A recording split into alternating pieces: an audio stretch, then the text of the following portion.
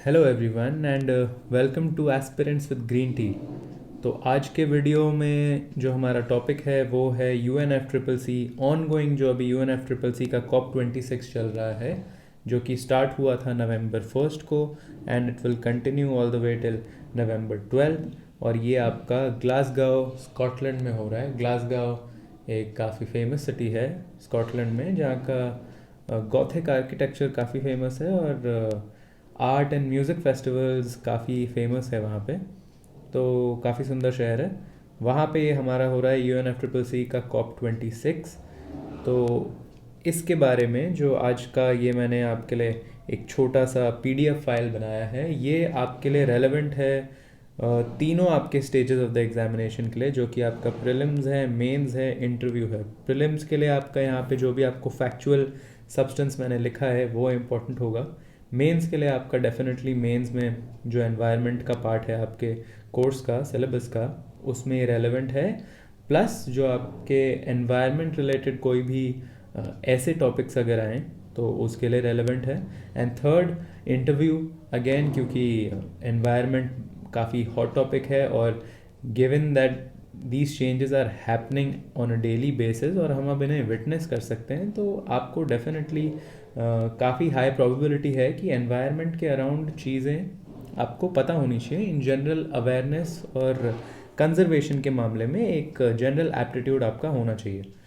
तो इसलिए ही ये जो PDF है ये आपके तीनों फेजेस ऑफ द एग्जामिनेशन के लिए इम्पोर्टेंट हो जाता है। तो let's get right into it.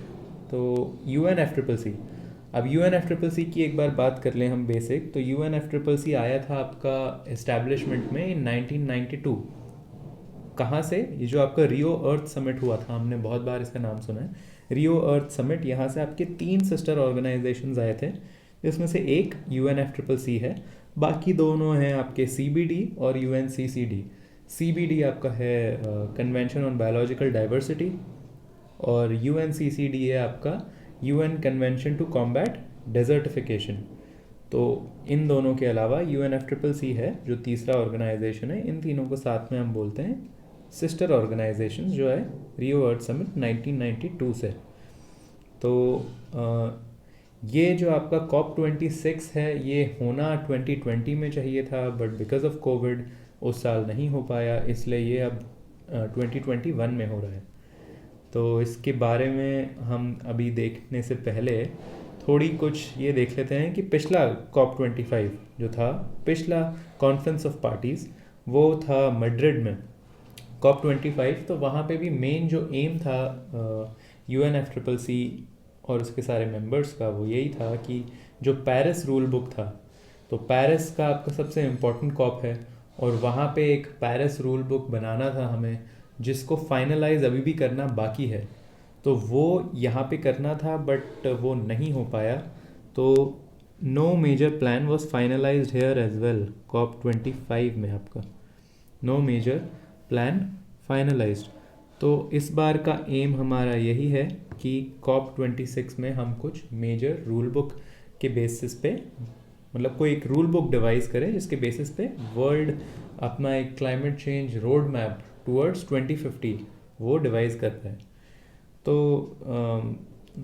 सबसे पहली चीज़ जो UNFCCC COP26 के लिए इम्पोर्टेंट है वो है आपका carbon neutrality. Carbon neutrality by 2050 ये हमारा टारगेट है कि कार्बन न्यूट्रलिटी बाय 2050 हमें अचीव करना है। और कार्बन न्यूट्रलिटी का मतलब क्या है?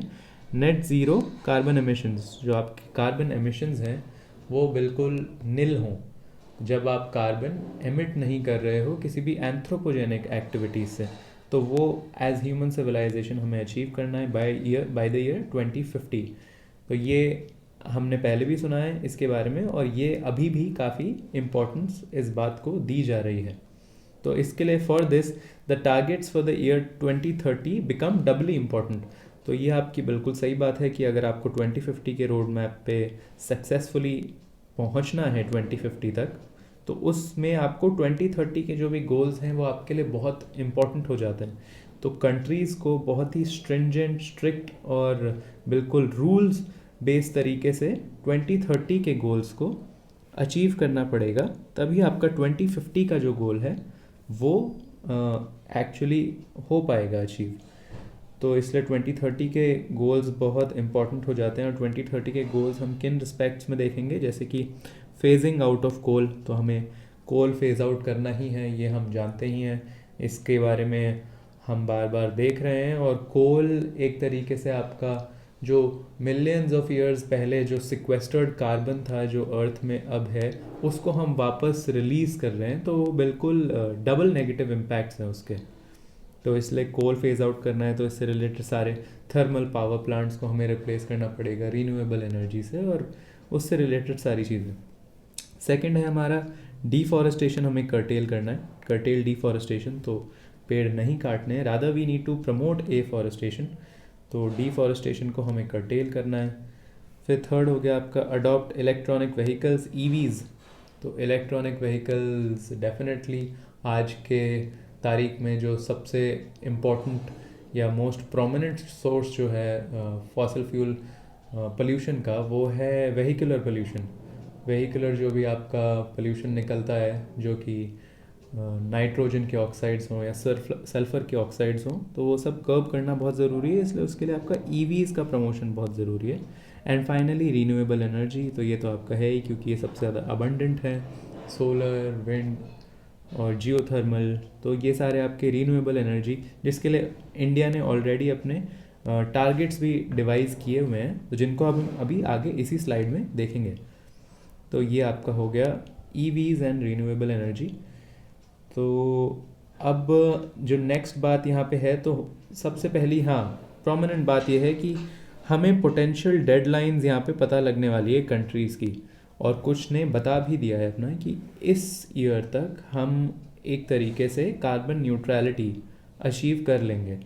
और क्योंकि जैसा ये नीचे लिखा हुआ है, ये प्रिंसिपल बहुत इम्पोर्टेंट है इस बार के कॉप में भी, common but differentiated responsibilities, CBDR। ये CBDR की बात पहली बार आपके क्योटो प्रोटोकॉल के अंदर हुई थी, वहाँ से ये प्रिंसिपल बॉर्न हुआ। और ये प्रिंसिपल बहुत इम्पॉर्टेंट है, क्योंकि ये कहता है कि आप जो डेवलप्ड कंट्रीज़ हैं उनके ऊपर थोड़ा एक्स्ट्रा प्रेशर होना चाहिए, एक एक्स्ट्रा रिस्पॉन्सिबिलिटी होनी चाहिए क्लाइमेट की तरफ कंपेयर टू डेवलपिंग कंट्रीज़, क्योंकि उनके पास एक काफ़ी अच्छा हेड स्टार्ट था और उन्होंने उस पीरियड में काफ़ी ज़्यादा एमिशंस क्रिएट किए इंडस्ट्रीज़ इस्टेब्लिश करके। तो वो जो डेवलपिंग कंट्रीज़ है जहाँ पे इंडस्ट्रियलाइजेशन लेट आया, तो उनके ऊपर थोड़ा कम प्रेशर होना चाहिए उस चीज़ का, रिस्पॉन्सिबिलिटी कम होनी चाहिए। तो रिस्पॉन्सिबिलिटी सबकी है, वो कॉमन है, बट वो डिफरेंशिएटेड होनी चाहिए। It is common for all, everyone needs to fight global warming, but more pressure needs to be put on developed world as compared to the developing countries, क्योंकि उनके पास एक एक्स्ट्रा हेड स्टार्ट था। तो इस reason की वजह से ही हम देख रहे हैं कि 2050 का जो US ने बोला है और EU ने भी, EU जो आपका हो गया यूरोपियन यूनियन, तो इन दोनों ने कहा है कि हम 2050 तक हमारा जो डेडलाइन है वहाँ तक रखेंगे। चाइना ने कहा है 2060 तक के लिए, और इंडिया भी, जैसे PM मोदी का अनाउंसमेंट आपने देखा होगा, तो 2070 के लिए बोल रहा है इंडिया। तो क्लाइमेट न्यूट्रलिटी या कार्बन न्यूट्रलिटी जो हम अचीव करेंगे वो 2070 के अराउंड होगी। तो ये कुछ इम्पोर्टेंट चीज़ें हैं जो इस करंट COP26 में सामने आई हैं। इसके अलावा हम देखेंगे तो एक बहुत ही इम्पोर्टेंट कॉन्वर्जेशन चल रहा था आपका कि एनहांस्ड NDCs, तो जो NDCs है, जो भी आपके नेशनली डिटरमाइंड कॉन्ट्रीब्यूशंस हैं, जो कंट्रीज़ खुद से एक तरीके से प्रॉमिस करती है कि हमारा ये पर्सनल कमिटमेंट है टुवर्ड्स क्लाइमेट चेंज, तो ये वो उनके बारे में है। और इस बार उनको एनहांस करने की बात की है कि आपको, क्योंकि अगर अचीव करना है 2050 का रोड मैप, और उसके लिए आपको 2030 तक भी बहुत ही इफ़ेक्टिवली अपने गोल्स को इम्प्लीमेंट करना है, तो इन्हांस करेंगे आप अपने NDCs, तभी वो हो पाएगा, तभी आप अपने वो गोल्स कंप्लीट कर पाएंगे। वो काफ़ी सही बात है। जो इंडिया के 3 इम्पॉर्टेंट NDCs आप सबको पता होगा, जो मैं अभी फिर से आपको बता दूंगा, बट उसी के अलावा 5 और 5 फोल्ड एक NDCs और आपके यहाँ पे सामने आए हैं COP26 में। तो पीएम मोदी ने अनाउंस किया आपके 5-fold NDCs, जो एनहांस्ड NDCs हैं, जिसको हम पंचामृत भी कह रहे हैं, पंचामृत। तो ये आपके 5-fold NDCs हैं, वो हम बात करेंगे। बट एक बार पहले जो 3 NDCs थे मैं आपको क्विकली बता देता हूँ कि इंडिया ने क्या प्रॉमिस कर रखा है ऑलरेडी। तो the first one is to reduce the emissions intensity of its GDP by 33 to 35% by 2030 from 2005 level. तो 2005 के लेवल से इंडिया ने प्रॉमिस किया है कि वो अपने GDP के एमिशन इंटेंसिटी को ऑलमोस्ट 1/3 से रिड्यूस करेगी, 33 to 35% बाय 2030। ये आपका फर्स्ट NDC है अभी तक।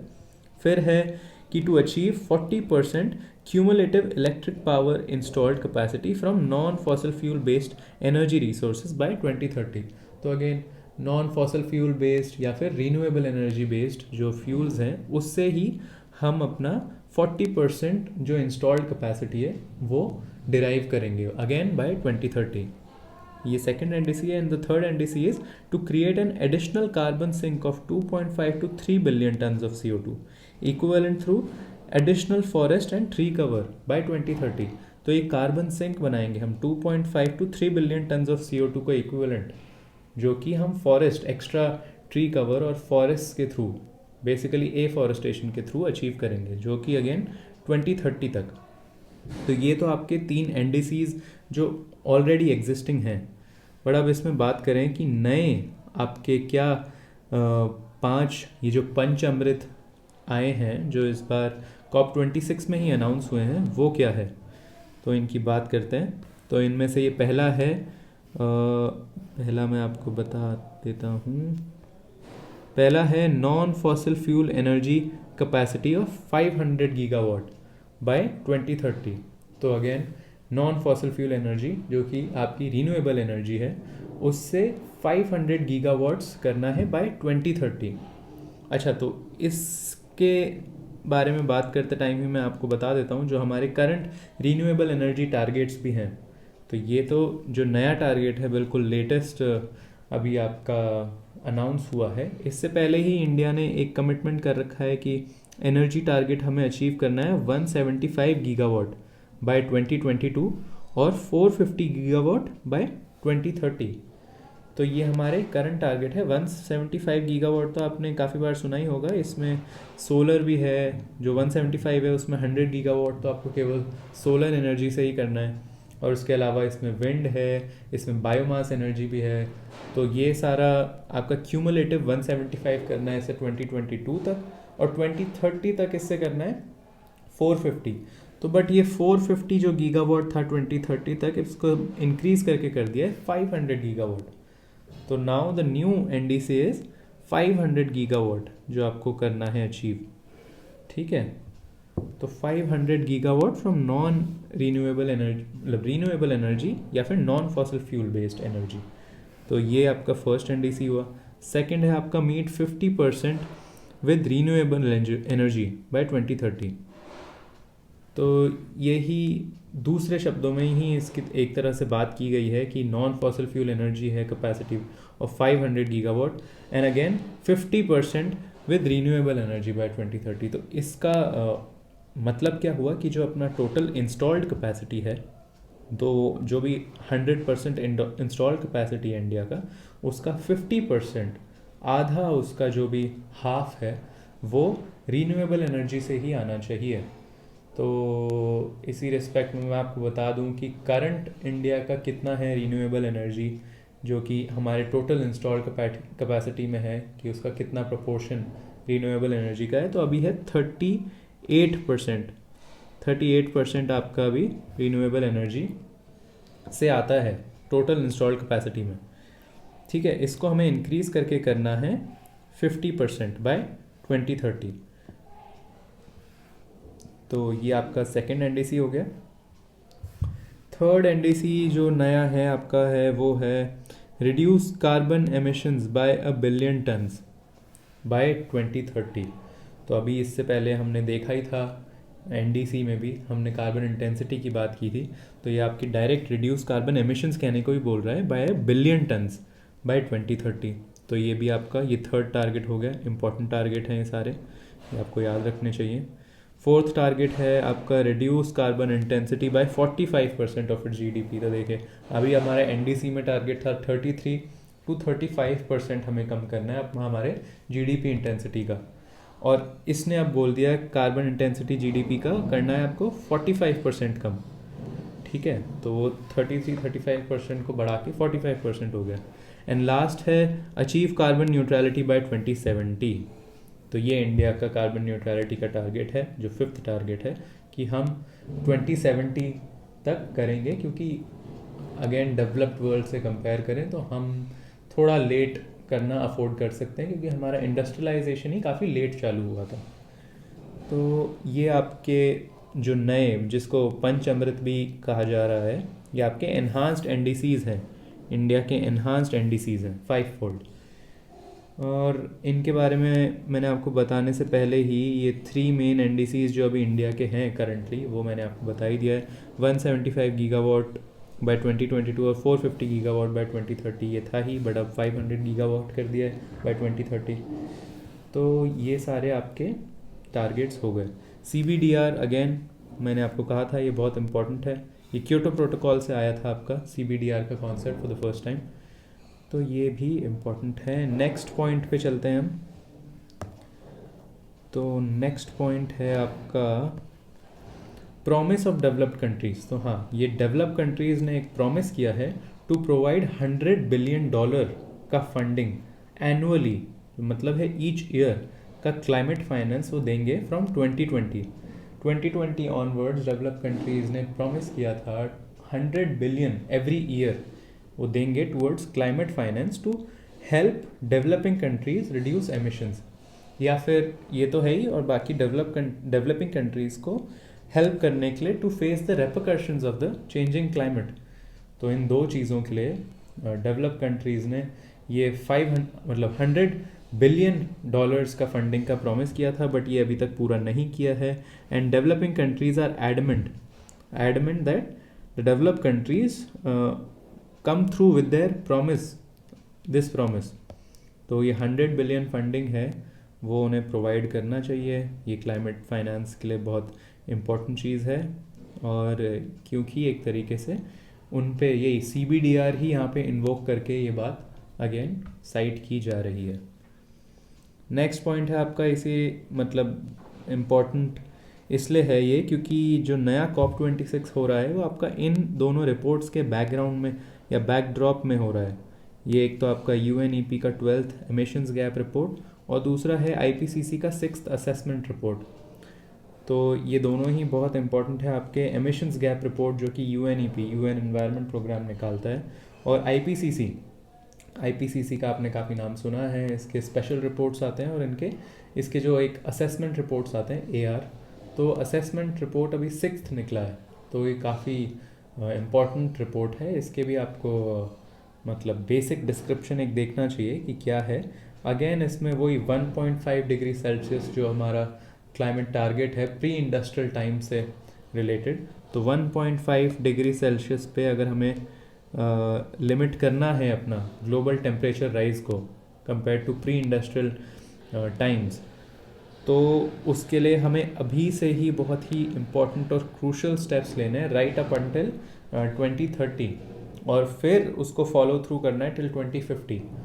तो तभी मतलब हम बहुत स्ट्रॉन्ग स्टेप्स लेंगे, तभी ये 1.5 डिग्री सेल्सियस का टारगेट अचीव हो पाएगा। और इन केस ये नहीं होता है तो वर्ल्ड को बहुत हेफ्टी प्राइस देना पड़ेगा उस चीज़ का। किस वे में, मतलब काफ़ी ज़्यादा क्लाइमेटिक कंडीशंस और बिल्कुल डिस्ट्रक्टिव क्लाइमेटिक कंडीशंस देखने को मिल सकती है। तो ये सारी आपकी चीज़ें हैं, तो इन दो रिपोर्ट्स को भी यहाँ इम्पोर्टेंस देना ज़रूरी है।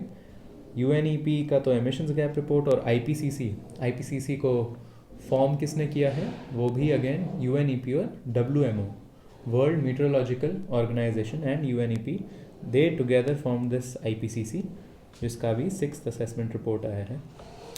इसके अलावा हमने एक पॉइंट यहाँ पे साइट करना ज़रूरी है कि COP26 का एक और एम क्या है, to protect communities and natural habitats.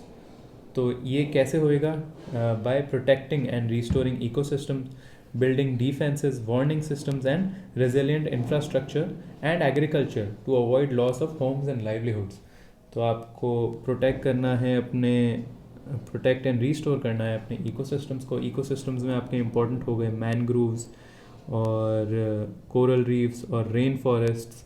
तो ये आपका काफ़ी हाई बायोडाइवर्सिटी यहाँ पे होता है, काफ़ी high environment services, ecosystem services जिन्हें हम कहते हैं, वो यहाँ से मिलता है पूरे अर्थ को, अर्थ का क्लाइमेट रेगुलेट करने के लिए। ये बहुत क्रूशल इकोसिस्टम्स हैं, इनको बचाना बहुत ज़रूरी है। तो ये है। सेकंड है आपका मतलब build defences, warning systems, resilient infrastructure and agriculture. तो ये सारी चीज़ें वही कि आपके जो भी क्लाइमेट से रिलेटेड आपको रेपरकशंस देखने को मिल रहे हैं उनसे डील करने के लिए, क्योंकि अब कुछ चीज़ें तो हो ही गई है, आपको उनको तो हैंडल करना ही पड़ेगा। और फर्दर डिग्रेडेशन को बचाना है, वो तो है ही, बट कुछ चीज़ें हो रही हैं उनके लिए ये सब करना ही पड़ेगा। तो ये आपका हो गया जो एक बेसिक आपको नेचुरल हैबिटेट्स और कम्युनिटीज़ को सेफ गार्ड करना है। Then next we come to this Indian initiative, जो कि आपका CDR है, coalition for disaster resilient infrastructure, CDR है। ये CDR है आपका इम्पोर्टेंट है, इंडिया का ही इनिशिएटिव है, ये इंडियन इनिशिएटिव है। प्राइम मिनिस्टर मोदी ने ही इसको पहली बार अनाउंस किया था एट द वर्ल्ड स्टेज। तो इसके अंदर जैसा as the name suggest, coalition for disaster resilient infrastructure, तो आपका सारा जो इंटरनेशनल लेवल पे इंफ्रास्ट्रक्चर है वो इस तरीके का होना चाहिए कि वो डिज़ास्टर रेजिलिएंट हो। तो ये आपका बहुत इम्पोर्टेंट है। और इसी के under a part of this, इसी का पार्ट एक नया बनाया है इन्होंने, infrastructure for resilient island states. तो ये अगेन इंडियन इनिशिएटिव ही है, इंडिया ने अनाउंस किया है infrastructure for resilient island states as a part of CDR है। तो ये अभी आपका COP26 में ही अनाउंस हुआ है लेटेस्ट। तो ये आपका बहुत इंपॉर्टेंट हो जाता है current affairs point of view से। आइरिस जिसका एब्रीविएशन हो गया, this was announced at the ongoing COP26 at Glasgow for developing the infrastructure of small island nations, जो कि आपके पैसिफिक आइलैंड्स हो गए, कैरिकॉम कंट्रीज़ हो गए, that face the biggest threat from climate change. तो ये आपका आइरिस काफ़ी इंपॉर्टेंट हो गया। नेक्स्ट हम देखते हैं ये green grids initiative. Green grids initiative ये COP26 से जस्ट पहले ही इसकी बात हुई थी। UK एंड इंडिया का ये इनिशिएटिव उन्होंने साथ में अनाउंस किया है, ग्रीन ग्रिड्स इनिशिएटिव, जिसमें ये हम बात करेंगे ओसोवॉग इनिशिएटिव से रिलेटेड है, या फिर one sun one world one grid, ओसोवॉग ग्रुप या ओसोवॉग इनिशिएटिव। तो ये एक तरीके से आपका जो पूरे वर्ल्ड को लिंक करता हुआ एक ग्रीन ग्रिड होना चाहिए, जहाँ पे आपका रिन्यूएबल एनर्जी का ट्रांसफ़र होए और वो सारे कंट्रीज़ को एक तरीके से हेल्प करें, क्योंकि हमारा वर्ल्ड का एक ही सन है, एक ही हमारा वर्ल्ड है, तो एक ही ग्रिड क्यों नहीं होनी चाहिए। तो इसलिए ओसोवॉग इनिशिएटिव ये आपका world bank, international solar alliance और MNRE जो आपका ministry of new and renewable energy ये है, ये तीनों ही इसको इम्प्लीमेंट करते हैं ओसोवॉग इनिशिएटिव को। इसके 3 फेजेस हैं, ये अलग अलग कंट्रीज़ में इन 3 फेजेस में इम्प्लीमेंट किया जाएगा। तो उससे रिलेटेड ये ग्रीन ग्रिड्स इनिशिएटिव है जो इंडिया और UK ने अनाउंस किया है। Green grid launched at COP26 only. Okay, तो ये भी COP26 में ही लॉन्च हुआ है। फिर नेक्स्ट है आपका इंडियन इनिशिएटिव जो कि है इंटरनेशनल सोलर अलायंस, ISA। तो ये ISA भी इस रिस्पेक्ट में इम्पॉर्टेंट है। ये तो नया इनिशिएटिव नहीं है, ये पहले का ही है, बट अगेन क्योंकि जिस भी डायरेक्शन में अभी क्लाइमेट की इंटरनेशनल लेवल पे क्लाइमेट कॉन्वर्जेशन जो भी चल रहा है वो जिस डायरेक्शन में जा रहा है, तो वहाँ पे इंटरनेशनल सोलर अलायंस का रोल काफ़ी क्रूशल है। जैसे आप ओसोवॉग भी देख रहे हैं, तो ये भी ISA से ही रिलेटेड है। तो international solar alliance again Indian initiative, और पहले इसका मेंबरशिप ओपन था to only those countries which lie between tropic of cancer and tropic of capricorn, even fully or मतलब either fully or partially, but now it's open, the membership is open to all the UN member states. तो अब इसका membership सबके लिए खोल दिया गया है. ये काफ़ी important organization है at the world level, तो ये आपके लिए important हो जाती है. एंड नेक्स्ट जो हमारा है वो है ग्लोबल मीथेन प्लेज. इसके बारे में भी हमने अभी रिसेंटली देखा है. हाँ, तो ये वो चीज़ थी जो कि COP26 से थोड़ा ही पहले ही न्यूज़ में आई थी, ग्लोबल मीथेन प्लेज, जो कि ये EU एंड US का प्लेज है एक तरीके से. इसमें इन्होंने क्या बोला है, it is a US and EU led effort to cut at least 30% methane emissions by 2030. 30% methane emissions cut करने हैं. अगेन आप इसको ऐसे ही याद रख सकते हैं कि 1/3 मीथेन emissions कट करने हैं by 2030 बेस्ड ऑन 2020 लेवल्स के कंपैरिजन में 2030 तक 30% एमिशन मीथेन emissions कम करने हैं. तो ये आपकी ग्लोबल मीथेन प्लेज हो गई. US एंड EU लेड है ये. It is yet to be sign by India, China and Russia. तो चाइना, इंडिया, रशिया ने इसको अभी तक साइन नहीं किया है. It is yet to be sign by India, China and Russia. तो ये आपका हो गया ग्लोबल मीथेन प्लेज. तो इसी के साथ ये आपका कंप्लीट हो गया है यहाँ पे जो भी बेसिक डेवलपमेंट्स है COP26 ग्लासगो